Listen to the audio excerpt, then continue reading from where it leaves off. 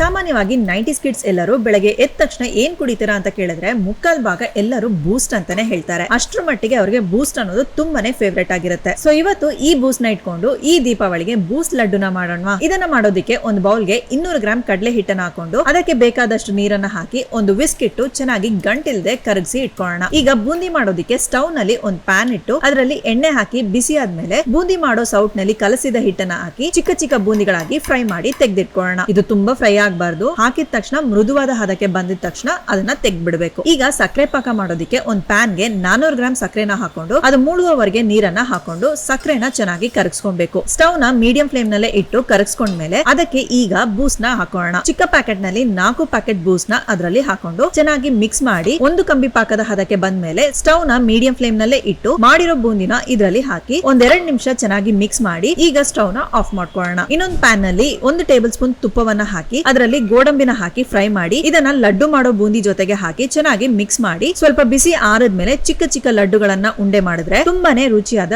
ಬೂಸ್ಟ್ ಲಡ್ಡು ತಯಾರು. ನೀವು ಕೂಡ ಇದನ್ನ ಮನೆಯಲ್ಲಿ ಟ್ರೈ ಮಾಡಿ ನೋಡಿ ಅಂಡ್ ಹೇಗಿತ್ತು ಅಂತ ಖಂಡಿತ ಕಮೆಂಟ್ ಬಾಕ್ಸ್ ನಲ್ಲಿ ಕಮೆಂಟ್ ಮಾಡಿ.